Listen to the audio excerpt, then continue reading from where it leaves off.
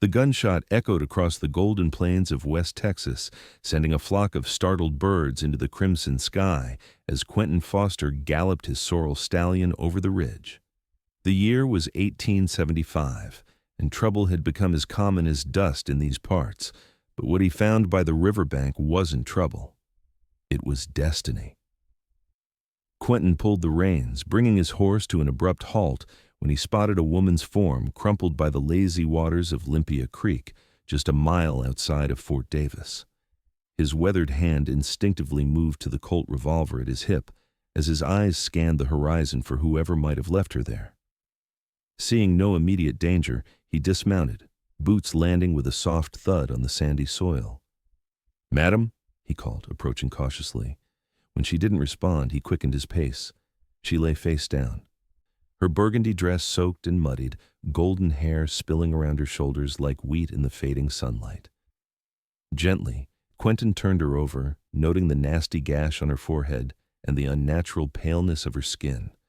She was beautiful, even unconscious, with delicate features and long lashes that cast shadows on her high cheekbones. "Madam, can you hear me?" He felt for a pulse at her wrist. It was there, but faint. The woman was alive, but barely. Quentin glanced around one more time. No luggage, no horse, nothing to indicate how she'd arrived at this lonely spot or who might have harmed her. The setting sun warned him that night would soon blanket the land, bringing with it the dangerous chill of the desert and predators both animal and human. "Hang on," he murmured, though he knew she couldn't hear. With careful movements, he gathered her into his arms, surprised at how light she felt despite the weight of her wet clothing. Her head lolled against his chest as he carried her to his horse. Mounting with an unconscious woman was no easy feat, but years of ranch work had made Quentin strong. He settled her across his lap, her damp hair leaving a wet patch on his faded blue shirt. With one arm secure around her waist, he turned his horse toward home. The ride to his ranch took nearly an hour, the woman stirring only once with a small moan before falling silent again. By the time the modest cabin came into view, twilight had deepened into night, and Quentin's muscles ached from holding her still against the motion of the horse. His ranch wasn't grand, just a sturdy cabin, a small barn and a corral, but it was his, earned through years of hard work after the war. As he approached, his border collie Scout came bounding out to greet them, barking excitedly until Quentin shushed him. "Quiet, boy, we've got company," he said softly, dismounting carefully while supporting the woman's weight. Scout circled them curiously, sniffing at the stranger's dangling hand. Inside the cabin, Quentin laid her gently on his bed and lit the oil lamp on the bedside table. In its warm glow, he got his first good look at her face. She couldn't be more than 25, with a small, straight nose and full lips now pale from whatever ordeal she'd endured. The gash on her forehead had stopped bleeding but needed cleaning. He fetched water from the barrel outside, warmed it on the stove, and gathered clean cloths in the small box of medical supplies he kept for emergencies. With careful hands, he cleaned the wound, noting with relief that it wasn't as deep as he'd feared. Throughout his ministrations, she remained unconscious, her breathing shallow but steady. Her dress was still wet, and Quentin faced a dilemma. Leaving her in sodden clothes would surely bring fever, but the thought of undressing an unconscious woman felt wrong. After a moment's deliberation, he retrieved his cleanest shirt and, with as much propriety as possible, removed her outer dress, replacing it with his shirt. He covered her with blankets and built up the fire in the small stone hearth to warm the cabin. "Rest easy," he said quietly. "You're safe now." Quentin made a pallet for himself on the floor, but sleep eluded him. Who was this woman? What had happened to her? The questions turned over and over in his mind as the night wore on. Twice he rose to check on her, placing a careful hand on her forehead to feel for fever and adjusting the blankets when she stirred. Dawn broke with golden light filtering through the cabin's single window. Quentin was already up, having slept little. He was frying bacon when he heard a soft gasp from the bed. Turning, he found the woman sitting upright, blue eyes wide with fear as she clutched the blankets to her chest. "Where am I?" Her voice was hoarse but carried the refined tones of Eastern education. "Who are you?" Quentin wiped his hands on a towel and approached slowly, keeping a respectful distance. "Name's Quentin Foster, madam. I found you unconscious by Limpia Creek yesterday evening. Brought you to my ranch outside Fort Davis." "You were hurt." Her hand flew to her forehead, wincing when she touched the wound. Confusion clouded her features. "I don't remember. I don't—" Panic flickered in her eyes. "I can't remember how I got there." "It's all right," Quentin said, his deep voice gentle. "You took a nasty blow to the head. Memory might be foggy for a spell. Can you tell me your name?" She opened her mouth, then closed it, brows furrowing in concentration. "Scarlet," she finally said. "Scarlett Donovan." "Well, Miss Donovan, you're safe here. Are you hungry? I've got breakfast nearly ready." Scarlett looked down, noticing for the first time that she was wearing his shirt. A blush crept up her neck. "My clothes, they were soaking wet. That is, I was careful with your modesty, madam. Your dress is drying outside. It needed washing, there was blood on it." She nodded, accepting his explanation. "Thank you, Mr. Foster. I apologize for the inconvenience." "No inconvenience at all," he said, returning to the stove to flip the bacon before it burned. "Can't very well leave a lady in distress, now can I?" As he finished preparing breakfast, bacon, cornbread, and strong coffee, Quentin sensed her watching him. When he turned with 2 plates, she had managed to sit up further, her back against the headboard. "Do you feel strong enough to eat?" he asked. "I think so. My head aches something fierce, but I'm famished." He brought her a plate and perched on the edge of the bed's foot, far enough away for propriety. They ate in silence for a few moments before Scarlett spoke again. "You live here alone, Mr. Foster?" "Just me and Scout." He nodded toward the dog lying by the door. "Been that way for 5 years now." "No wife?" she asked, then immediately looked embarrassed. "Forgive me, that's none of my business." A shadow passed over Quentin's face. "No, madam. No wife." Something in his tone discouraged further questions on that subject, and Scarlett changed course. "How far are we from town?" "About 10 miles. Fort Davis isn't much, but we've got a doctor there. I should take you to see him once you're steadier on your feet." "Yes, that would be wise." She set her half-eaten breakfast aside. "Mr. Foster, I'm trying to piece together what happened. The last thing I remember clearly is being on a stagecoach bound for El Paso. After that, fragments, arguments, someone shouting. Then nothing until waking up here." Quentin frowned. "The stage route passes about 5 miles north of where I found you. Doesn't explain how you ended up by the creek with a head wound and no belongings." "Robbery, perhaps?" Scarlett suggested, her hand unconsciously moving to her neck. "My locket is gone. It was silver, with my mother's portrait inside." "Could be. There's been a gang working these parts, hitting the stages. Usually they don't harm the passengers, though." His blue eyes studied her with concern. "Do you have family in El Paso? Someone who might be worried about you?" Scarlett shook her head, then winced at the movement. "No, I was traveling to take a teaching position at a school there. I don't know a soul in Texas." Her voice trembled slightly. "I suppose they'll have given the job to someone else by now."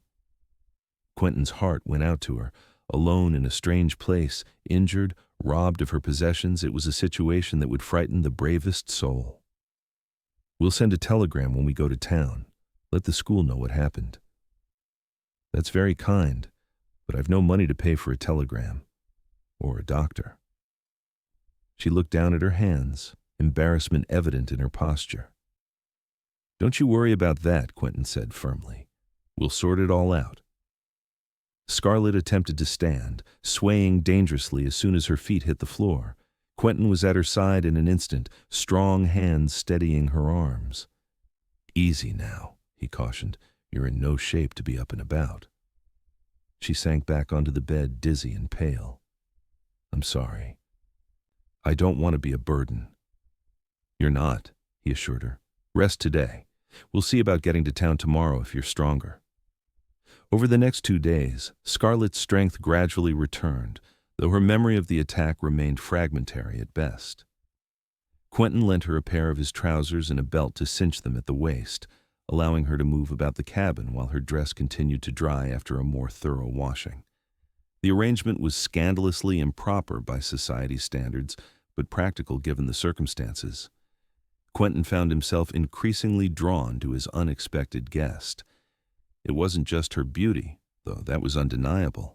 It was her resilience, the way she insisted on helping with chores despite her lingering weakness, and her evident education, revealed in their conversations about books in far-off places neither had seen. On the morning of the third day, Scarlett awoke feeling well enough to accompany Quentin to Fort Davis. Her dress, now clean and mended where it had torn, fit poorly without the proper undergarments, but it would have to do. "I'll wait outside while you change," Quentin said, handing her the garment and stepping onto the porch. When Scarlett emerged, the burgundy dress hanging somewhat loosely on her frame, Quentin had the wagon ready. He helped her up to the seat, his hand lingering a moment longer than necessary on her waist.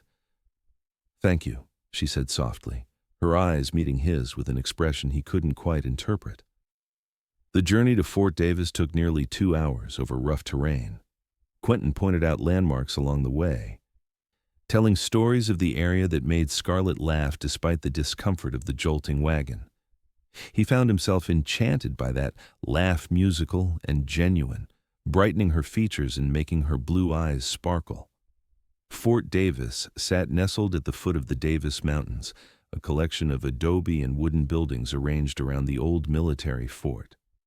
The Army had abandoned the post briefly after the Civil War, but had returned in '67 to protect the San Antonio-El Paso road from Comanche and Apache raids. The town that had grown up around it was small but vital, serving as a hub for ranchers and travelers alike.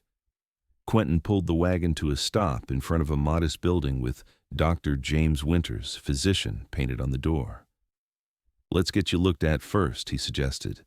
Inside, they found the doctor, a balding man in his 50s with kind eyes and a no-nonsense manner. He examined Scarlett's wound and asked several questions about her memory and symptoms. "You're healing well," he pronounced finally. "The amnesia regarding the attack is not unusual with head injuries. The memories may return in time or they may not. Otherwise, I see no cause for concern. Just take it easy for another week or so." "Thank you, Doctor," Scarlett said, relief evident in her voice. "What do I owe you?" Dr. Winters looked to Quentin, who stepped forward. "I'll settle the bill, Doc. Could you also recommend a place in town where Miss Donovan might stay? She's lost her belongings." The doctor stroked his chin thoughtfully. "Mrs. Abernathy takes in boarders. She's a good woman, fair with her rates. Her place is just down the street. White house with blue shutters." Quentin thanked him and paid the fee. As they stepped back onto the dusty street, Scarlett turned to him. "You've been too generous already, Mr. Foster. I can't let you pay for my board as well." "It would only be until we sort out your situation," he countered. "We need to send that telegram to El Paso, see if the teaching position is still open." She bit her lip, clearly torn between pride and practicality. "I suppose you're right, but I intend to repay every cent." "We can discuss that later. For now, let's see about getting you some proper clothes. Can't have a school teacher dressed like a ranch hand's wife." The words were out before he could consider them, and a flush crept up his neck at the implication. Scarlett, however, merely smiled. "I admit these arrangements have been somewhat unconventional." They visited the general store next, where Scarlett selected a modest blue dress, necessary undergarments, and a few toiletries. Quentin kept his eyes firmly fixed on a display of tools, while the storekeeper's wife helped Scarlett with the more personal items. At the telegraph office, they sent a message to the school in El Paso, explaining Scarlett's situation and inquiring about the position. The operator promised to let them know when a reply arrived. Their final stop was Mrs. Abernathy's boarding house.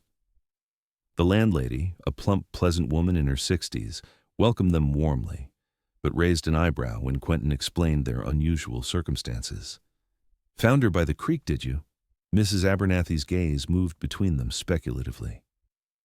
"And she's been staying at your ranch these 3 days?" "I was unconscious for much of that time, Mrs. Abernathy." Scarlet interjected smoothly. Mr. Foster saved my life and has been a perfect gentleman. Something in her tone must have satisfied the older woman, for she nodded briskly. Well, I've a nice room at the back, quiet, with a view of the mountains, $3 a week, meals included.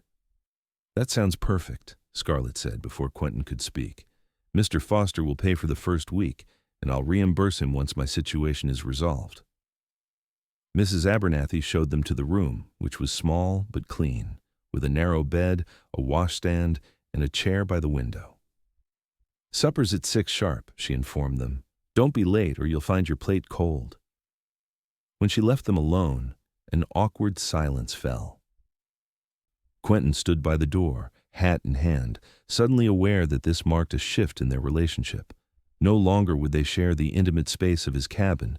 No longer would he wake to the sight of her golden hair spread across his pillow. I'll check on the telegram response tomorrow, he said finally, and I'll bring your dress once it's properly dry. Thank you. For everything. Scarlet stepped closer, placing a hand lightly on his arm. I don't know what would have happened if you hadn't found me. Quentin swallowed, acutely aware of her touch, of the scent of lavender that somehow clung to her despite days in his rustic cabin. Anyone would have done the same. No, she said softly. Not anyone. For a moment, he thought she might say more, but instead she withdrew her hand and moved toward the window. Fort Davis seems like a pleasant town. It serves well enough, Quentin replied, placing his hat back on his head. I should be getting back to the ranch. The stock needs tending. Scarlet nodded, though he thought he detected disappointment in her eyes. Of course. Good day, Mr. Foster. Good day, Miss Donovan. He tipped his hat and left, feeling strangely bereft as he closed the door behind him. The next week passed slowly for Quentin. He visited town twice, ostensibly to check for a telegram response and to bring Scarlet her now-dried dress, but in truth, he simply wanted to see her. Each visit found her more settled at the boarding house, already known and liked by the other residents. Mrs. Abernathy reported that Scarlet had begun helping with household chores to offset her room and board, displaying a practical nature that the landlady clearly approved of. On his second visit, the telegraph operator handed him a message from El Paso. Quentin read it, his heart sinking as he understood its implications. He found Scarlet in Mrs. Abernathy's garden, reading a book in the shade of an elm tree. She looked up as he approached, her face brightening in a way that gave him a moment's hope before he remembered the telegram in his pocket. Mr. Foster, I wasn't expecting you today. Got a response from El Paso, he said, withdrawing the paper. I'm afraid it's not good news. Scarlet's smile faded as she took the telegram. Her eyes scanned the brief message. Position filled. Stop regret circumstances. Stop no openings available. Stop. I see, she said quietly, folding the paper with deliberate care. Well, I suppose that's that. Quentin sat beside her on the wooden bench. There might be other opportunities. Fort Davis has a school. With teachers already in place, I'm sure, she sighed, gazing out at the mountains that surrounded the town. I've imposed on your kindness too long already, Mr. Foster. Perhaps I should consider moving on. To where? He asked, more sharply than he'd intended. I don't know. San Antonio, perhaps. A larger city would have more employment opportunities for a woman in my situation. The thought of her leaving created a hollow feeling in Quentin's chest that surprised him with its intensity. In just over a week, this woman had somehow become important to him in a way no one had been for years. There's no rush to decide, he said carefully. Your head's still healing, and Fort Davis might surprise you. Scarlet studied him, a question in her eyes. Why are you so concerned about my welfare, Mr. Foster? You've gone well beyond what courtesy demands. Quentin looked down at his weathered hands, struggling to articulate feelings he scarcely understood himself. I suppose I feel responsible for you. Found you, brought you to my home, can't very well abandon you now. Is that all it is? Responsibility? Her voice was soft, almost hopeful. Before he could answer, Mrs. Abernathy called from the house that dinner was ready. The moment shattered, Quentin stood abruptly. "I should be getting back. Just wanted to deliver the telegram." Disappointment flickered across Scarlett's features. "Of course. Thank you for bringing it." He nodded, suddenly awkward. "I'll be in town again in a few days. For supplies." "I'll be here," she replied with a small smile. "At least for now." The ride back to his ranch was long and lonely.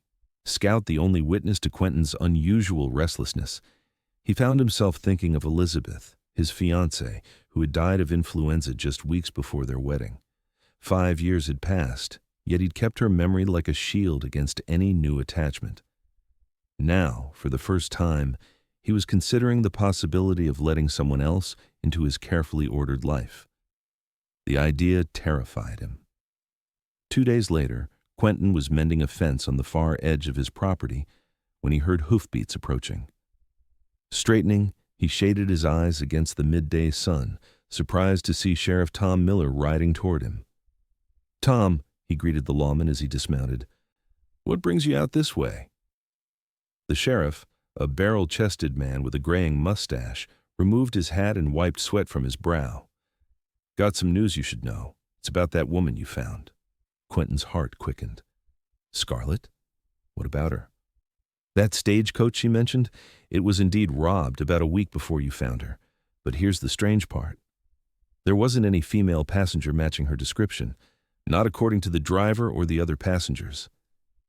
Frowning, Quentin drove the hammer he'd been using into his tool belt. "That can't be right. She remembered being on the stage to El Paso." "Maybe she was confused about which stage," Sheriff Miller suggested. "Or maybe her memory's more scrambled than we thought. But there's something else." He pulled a folded paper from his vest pocket. "Got this telegram from the marshal in Austin yesterday. They're looking for a woman who matches her description. Seems she's wanted for questioning in connection with a jewelry theft." "What?" Quentin took the telegram, scanning its contents with growing disbelief. "This is ridiculous. Scarlett's no thief." The sheriff raised an eyebrow. "You've known her what, 10 days? How can you be so sure?" "I just am," Quentin insisted, though doubt had begun to gnaw at him. "Besides, she was the one robbed. Her locket was taken."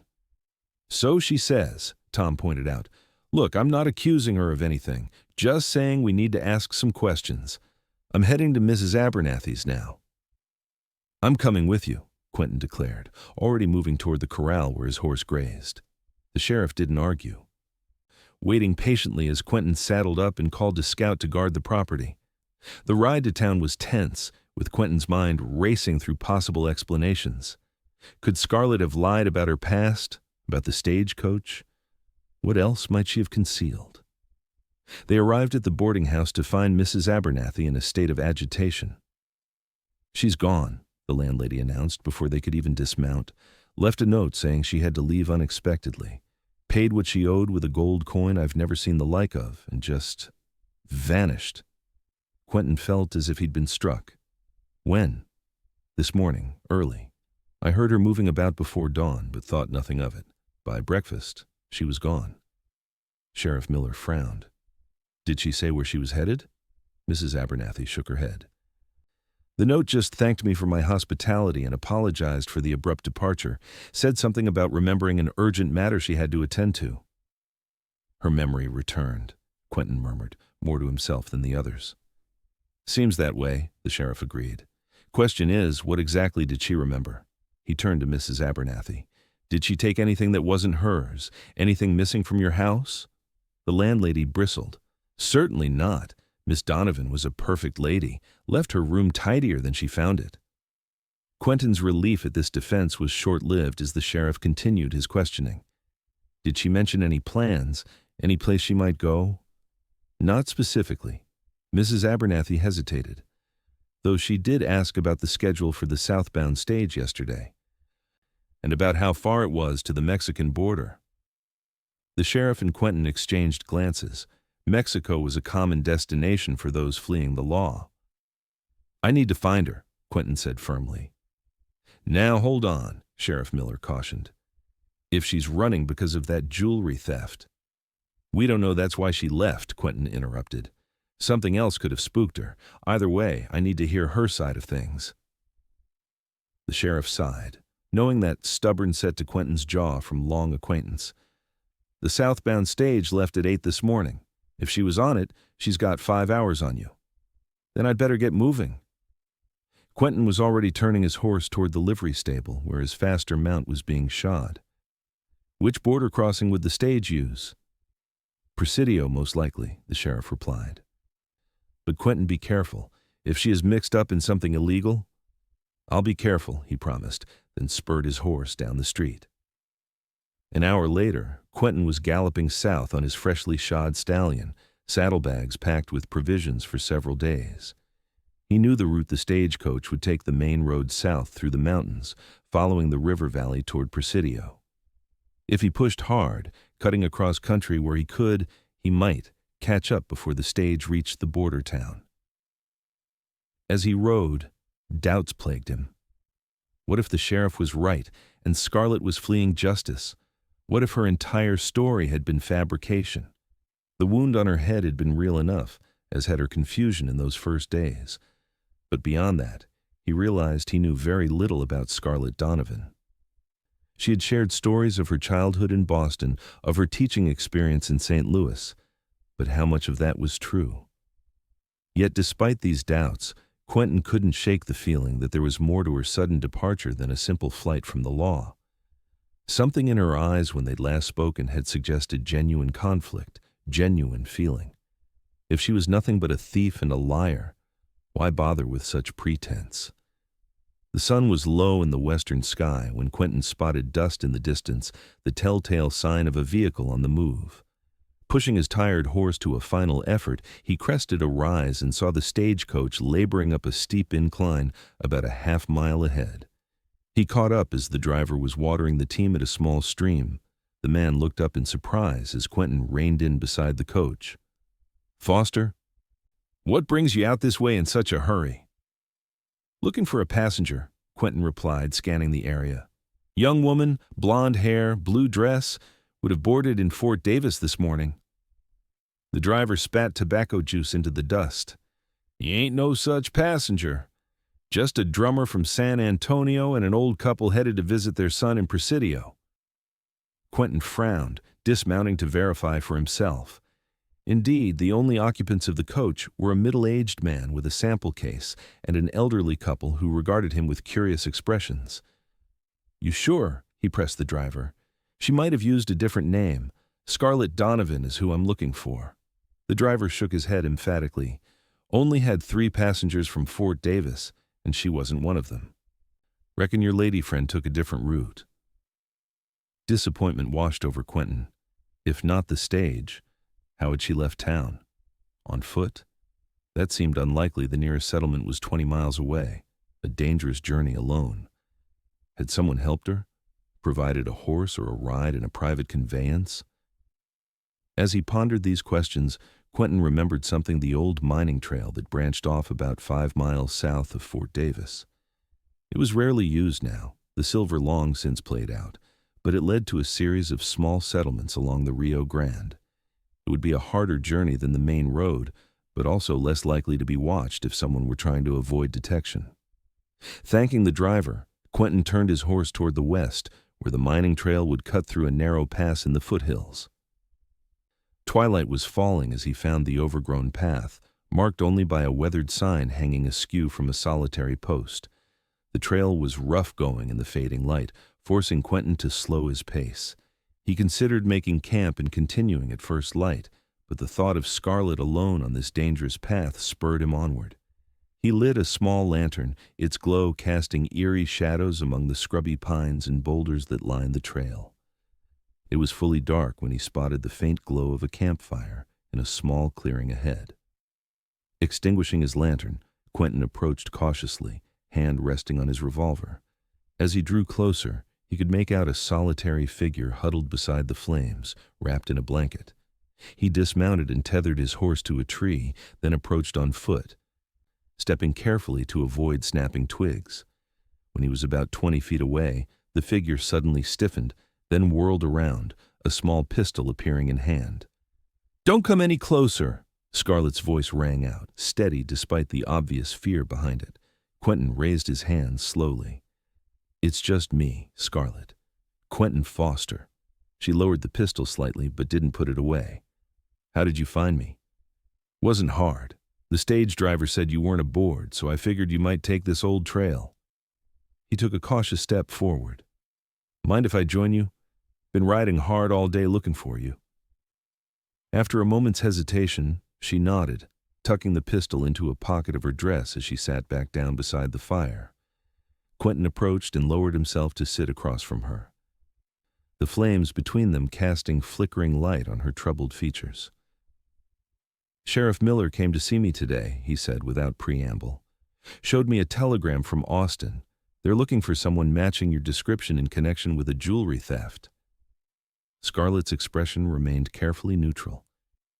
"Is that why you came after me? To bring me in?" "I came for the truth," Quentin replied simply. "Your memory's back, isn't it?"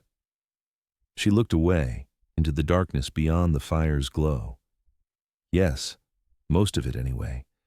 It started returning in fragments after we visited town. By yesterday morning, I remembered everything." "Including how you ended up unconscious by the creek?" Scarlett nodded, still not meeting his eyes. "I was running. From men who wanted something I had, something I took." Though he'd suspected as much, hearing her admit it sent a pang of disappointment through Quentin's chest. "So you are a thief?" "It's not that simple," she said, finally looking at him with a plea in her eyes. "Will you listen to my story before you judge me? The whole truth this time." Quentin nodded silently, settling back against his saddle. Scarlett took a deep breath. "My real name is Scarlett Donovan. That much was true. I was born in Boston, also true. But I wasn't traveling to take a teaching position in El Paso." She paused, gathering her thoughts. 3 months ago, I was working as a companion to an elderly widow in Austin, Mrs. Eleanor Blackwell, a wealthy woman with few friends and fewer relatives. She took a liking to me, treated me almost as a daughter. Mrs. Blackwell owned a jeweled necklace, a family heirloom of considerable value. She often spoke of how it would be mine when she passed, as she had no daughters of her own. But she had a nephew, Gerald, who visited rarely but always seemed to leave with some valuable trinket or sum of money. Scarlett's eyes hardened at the memory. 2 weeks ago, Mrs. Blackwell fell ill suddenly. The doctor suspected poison, though he couldn't prove it. On her deathbed, she pressed the necklace into my hands, made me promise not to let Gerald have it. She died that night. The next day, Gerald arrived full of false grief. When he discovered the necklace was missing from her jewelry box, he accused me of stealing it. No one believed my story about Mrs. Blackwell giving it to me. Why would they? I was just a paid companion, and he was family. I fled that night, taking only what I could carry and the necklace hidden in my boot. I thought if I could reach Mexico, sell the necklace there, I could start a new life somewhere Gerald couldn't find me. But he sent men after me. They caught up with the stagecoach I was on, forced it to stop. In the confusion, I managed to slip away, but they saw me.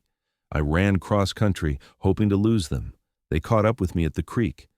There was a struggle. One of them hit me with his pistol. I fell, hit my head on a rock. The last thing I remember is them searching me, cursing when they couldn't find the necklace. Quentin frowned. But they must have found it if it was in your boot. A small, satisfied smile played at the corners of Scarlett's mouth. They didn't find it because it wasn't there. When I first suspected I was being followed, I hid it in a hollow tree near where the stagecoach stopped. I planned to retrieve it later. So what happened after they knocked you unconscious? I can only guess they thought I'd hidden the necklace somewhere else, or passed it to another passenger. They must have left me for dead by the creek while they continued searching. That's when you found me. Quentin absorbed her story in silence. It explained much: her lack of belongings, her false story about the teaching position, her sudden departure when her memory returned. But was it true, or another clever fabrication? "Can you prove any of this?"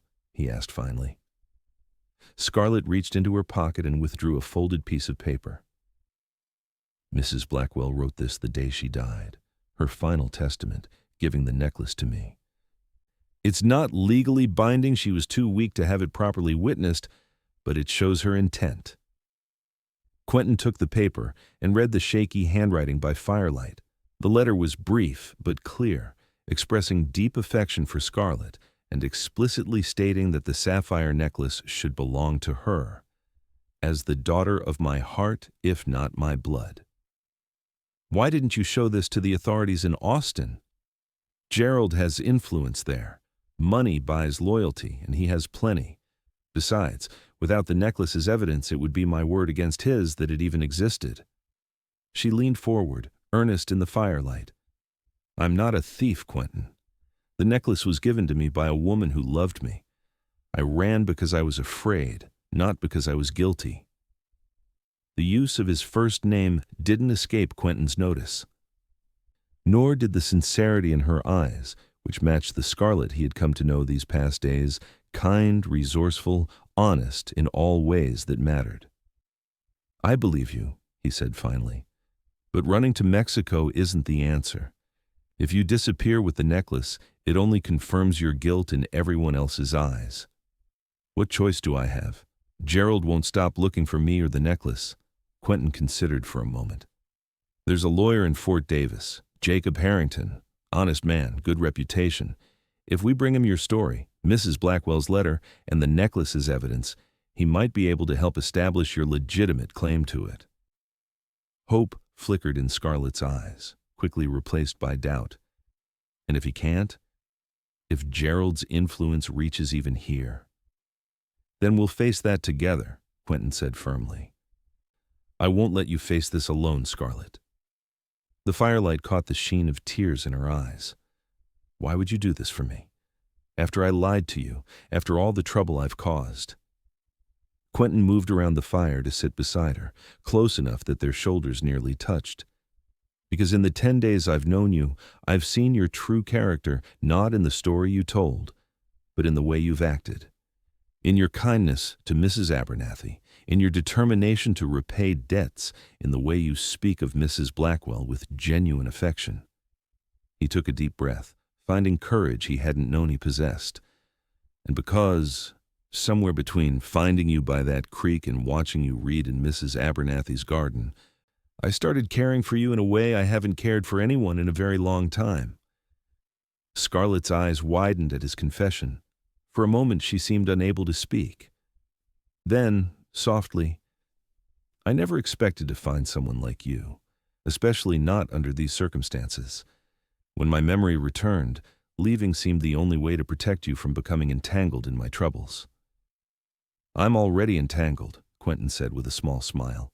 "Might as well see it through." In the gentle glow of the fire, with the vast Texas sky sparkling overhead, something shifted between them.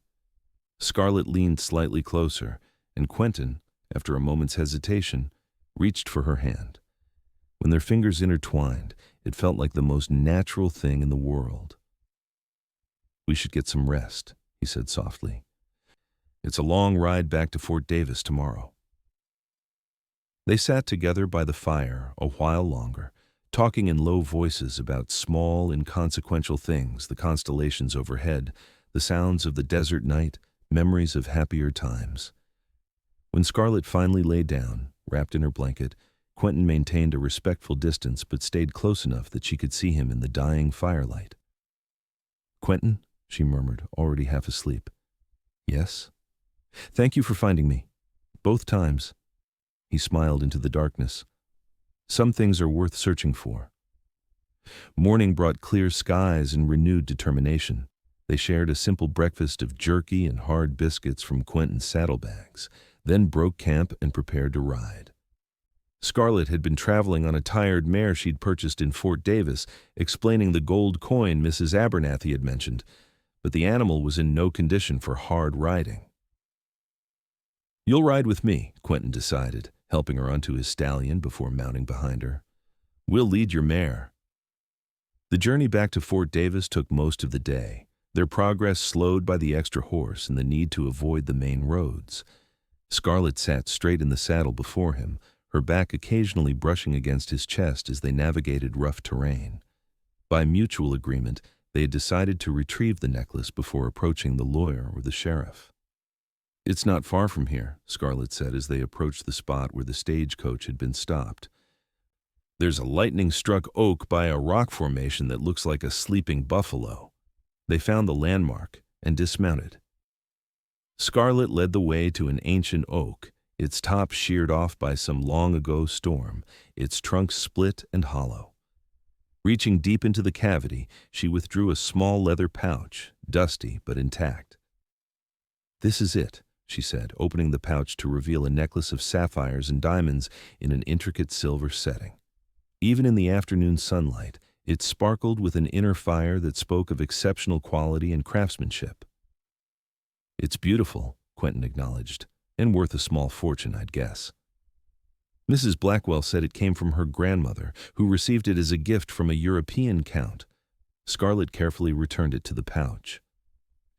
Its monetary value never mattered to her, it was the family connection she treasured.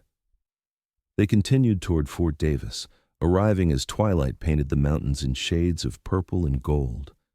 Rather than heading directly to town, Quentin guided them to his ranch, reasoning that they both needed rest and a proper meal before confronting the challenges that awaited. Scout greeted them enthusiastically, circling the horses and barking until Quentin quieted him with a firm command. Inside the cabin, everything was as Quentin had left it, simple, orderly, and now, with Scarlet's presence, somehow more alive than it had been in years. "I'll fix us something to eat," he offered, lighting the lamps and stoking the fire in the small stove. Scarlet moved about the cabin with the familiarity of one returning to a place once called home. "Let me help. It's the least I can do." Together, they prepared a meal of beans, bacon, and cornbread, moving around each other with an easy rhythm that belied their short acquaintance. When they sat down to eat, the domesticity of the scene struck Quentin forcefully. This was how life could be: shared meals, shared work, shared purpose. "What happens tomorrow?" Scarlet asked, breaking into his thoughts. "We go see Jacob Harrington first thing. Present your case, show him the letter and the necklace. If he believes we have a solid claim, we'll involve Sheriff Miller." She nodded, though apprehension remained in her eyes. "And if Gerald's men are still looking for me?" "Fort Davis is my territory," Quentin said firmly. "You'll be safe here." After dinner, Scarlet insisted on washing the dishes while Quentin tended to the horses. When he returned, he found her standing by the window, gazing out at the star-filled sky, the necklace in her hands catching and reflecting the lamplight. "I never wanted its value," she said without turning. "Only the connection to her. She was more a mother to me in 2 years than my own mother was in 20. Quentin moved to stand beside her. "Tell me about her, Mrs. Blackwell." A fond smile softened Scarlet's features. She was remarkable. 76 years old, but sharp as a tack. Loved poetry and could recite Keats from memory. Terrible at cards, but insisted on playing whist every evening. She had this laugh, loud and uninhibited, completely at odds with her proper appearance.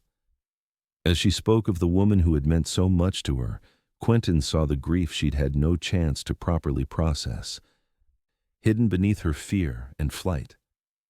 Gently, he placed a hand on her shoulder, offering silent support. "I miss her," Scarlet admitted, tears finally spilling over. "And I'm so angry that her own nephew could have—" She broke off, unable to complete the terrible accusation.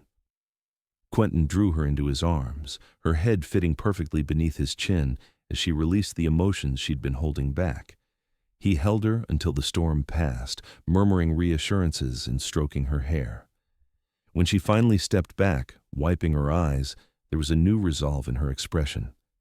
"Tomorrow, we'll fight for justice, not just for me, but for her." "Together," Quentin promised. The sleeping arrangements presented a familiar dilemma. Quentin began making up the pallet on the floor, but Scarlet stopped him with a hand on his arm. "Your back must be aching after 2 days of hard riding," she observed. "I won't have you sleeping on the floor on my account.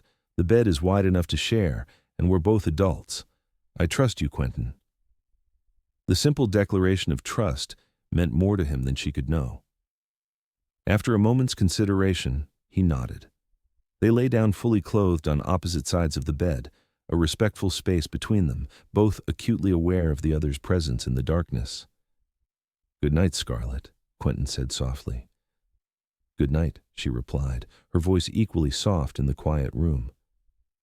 Despite his exhaustion, sleep eluded Quentin.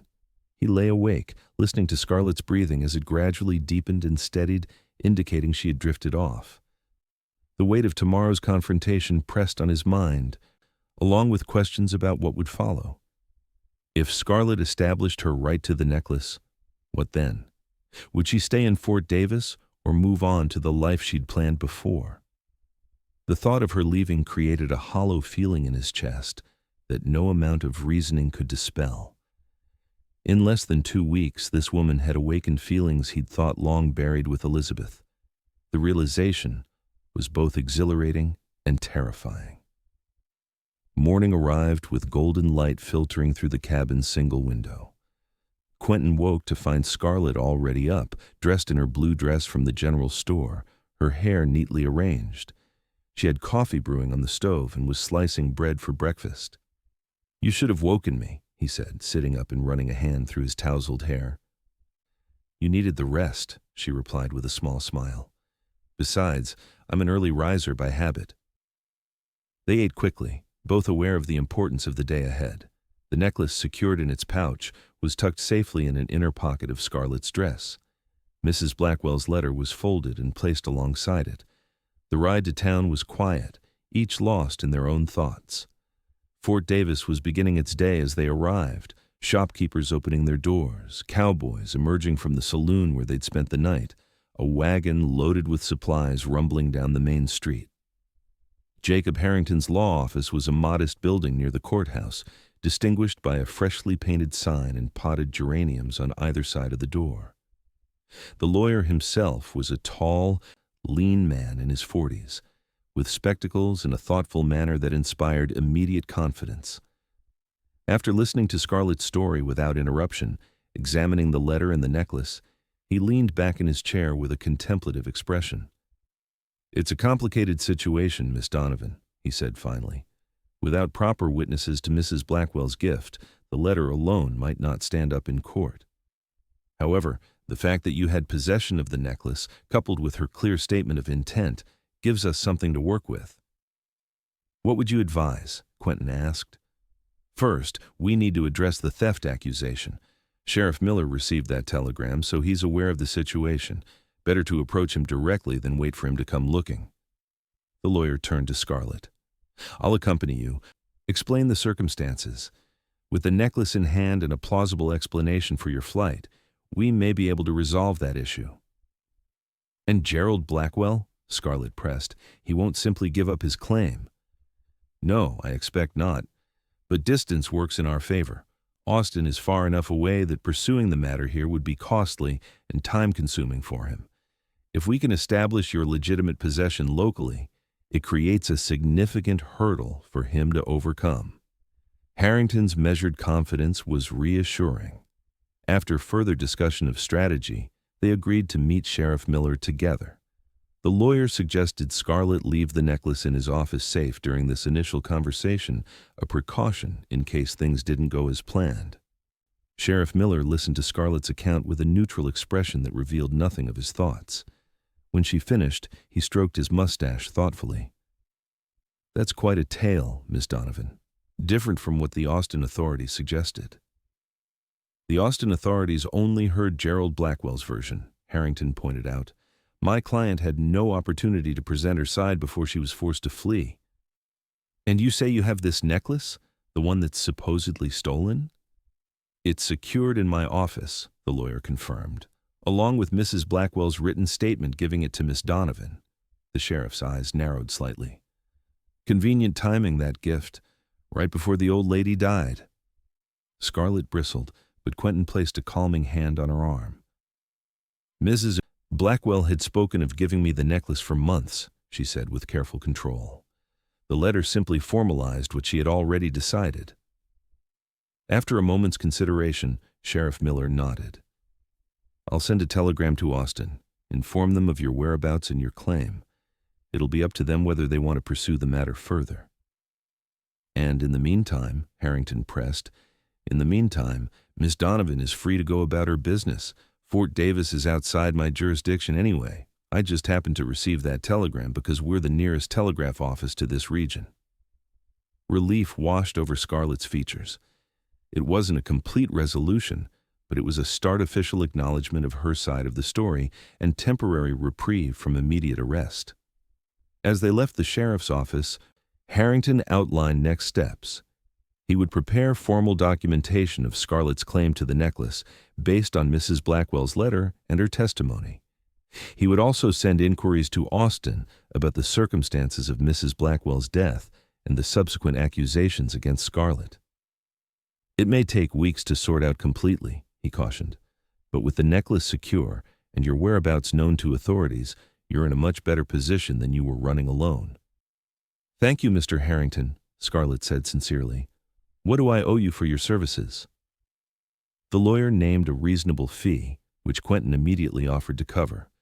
Scarlet started to protest, but he cut her off gently. "Consider it a loan. You can repay me when this is resolved." Outside, in the bright Texas sunshine, Scarlet turned to Quentin with a mixture of gratitude and uncertainty. "What now?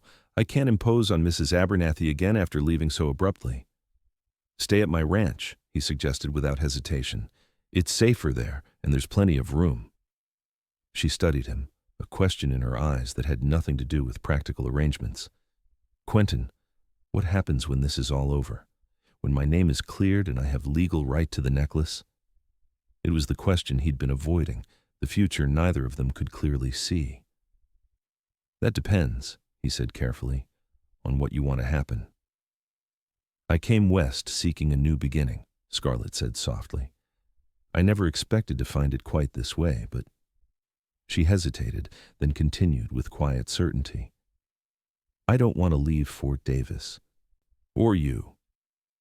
The simple declaration sent warmth spreading through Quentin's chest. "Then don't," he replied, taking her hands in his. "Stay.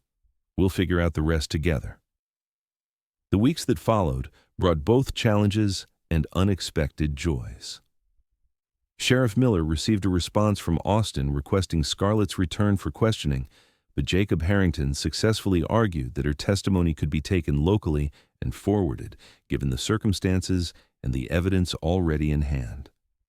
More significantly, the lawyer's inquiries revealed that the doctor who had treated Mrs. Blackwell had indeed documented suspicions of poison, though no formal investigation had been launched. This information, coupled with testimony from Mrs. Blackwell's housekeeper supporting Scarlet's account of the old woman's affection for her, began to shift the narrative away from theft toward a more complex family dispute. Gerald Blackwell, when informed of these developments, initially threatened to come to Fort Davis himself to sort out this nonsense. However, faced with mounting evidence supporting Scarlet's version of events and the significant expense of pursuing the matter in a distant jurisdiction, he eventually agreed to a compromise. Scarlet would keep the necklace, but would relinquish any claim to other items from Mrs. Blackwell's estate. "It's a favorable outcome," Harrington assured her when the agreement was finalized. "You have what mattered most to you, and your name is cleared of wrongdoing." Throughout these legal battles, Scarlet remained at Quentin's ranch, initially in an arrangement they carefully explained to neighbors as temporary lodging for a family friend in difficulty. As weeks stretched into months, however, the pretense became increasingly unnecessary. The people of Fort Davis, observing Quentin and Scarlet together at church, at town gatherings, and in everyday interactions, drew their own conclusions about the nature of their relationship. For Quentin and Scarlet themselves, the transition from strangers to something more happened so gradually that neither could pinpoint exactly when their feelings had solidified into certainty. They worked side by side on the ranch during the day, Scarlet proving surprisingly capable with livestock and garden alike, and talked long into the evening about books, dreams, and the ghosts of their respective pasts. Quentin told her about Elizabeth, about the plans they'd made and the grief that had nearly consumed him after her death. Scarlett shared more about her own history, an indifferent mother, a father who had abandoned them when she was young, the series of positions as governess and companion that had eventually led her to Mrs. Blackwell. "She saw something in me worth believing in," Scarlett said one evening as they sat on the porch watching the sunset paint the mountains in fiery hues. No one had ever done that before. "I see it too," Quentin replied quietly, his hand finding hers in the gathering twilight. The first time he kissed her was after a spring thunderstorm had drenched them both as they raced to bring in washing from the line. Laughing and breathless in the cabin doorway, water dripping from their clothes, Quentin had looked at Scarlett, really looked and seen his future written in her smiling eyes. The kiss was gentle at first, questioning, then deepening as she responded with an enthusiasm that matched his own. By summer, their attachment was common knowledge in Fort Davis. Mrs. Abernathy, initially scandalized by their living arrangement, was gradually won over by the obvious depth of their feelings and Quentin's respectful treatment of Scarlett. When he finally proposed on a moonlit night beneath the same stars that had witnessed their first honest conversation by the campfire, no one in town was surprised. They were married in the small Fort Davis church on a brilliant October day, with golden leaves drifting past the windows and the mountains standing sentinel in the distance. Scarlett wore a simple cream dress adorned only with Mrs.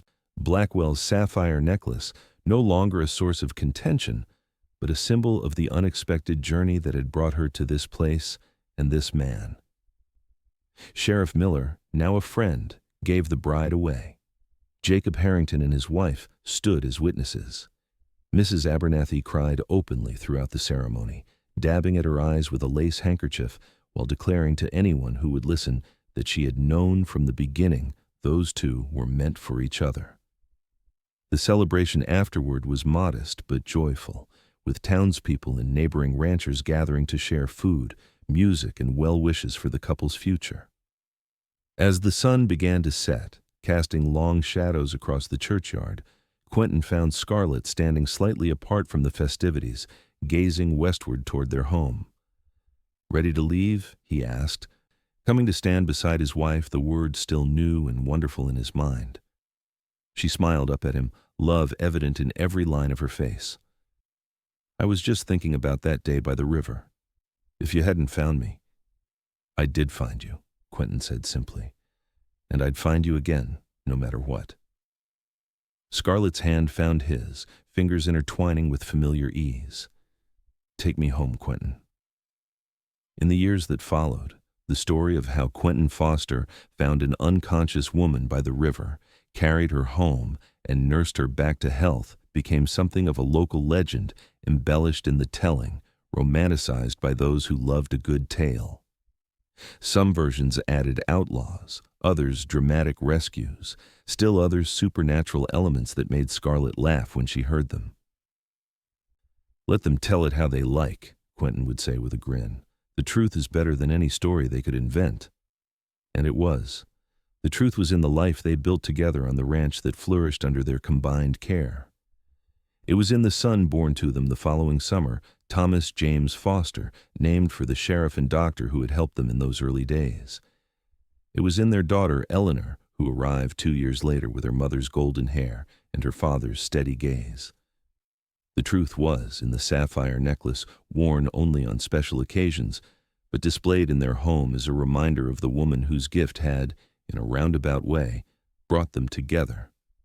It was in the telegram that arrived 5 years after their wedding, informing them that Gerald Blackwell had been convicted of embezzlement in Austin and sentenced to 10 years in prison, justice, delayed but not denied. Most of all, the truth was in the quiet moments between them, Scarlett reading to the children before bed while Quentin listened from the doorway. Dawn rides across the ranch lands, side by side in comfortable silence, winter evenings by the fire, planning for springs yet to come.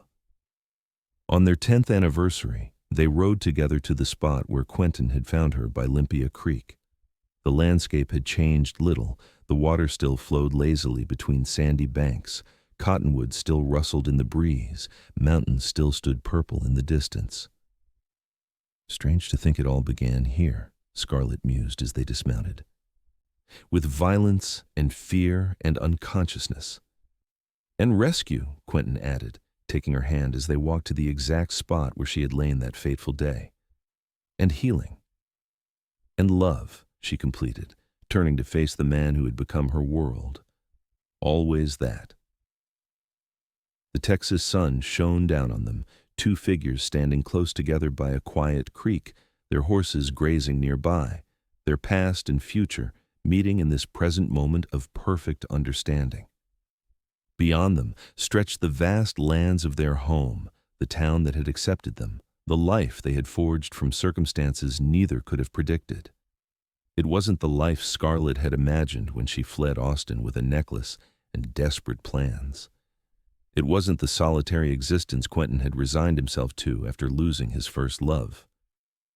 It was something neither could have created alone, a tapestry woven of second chances, unexpected turns, and the courage to believe in possibilities.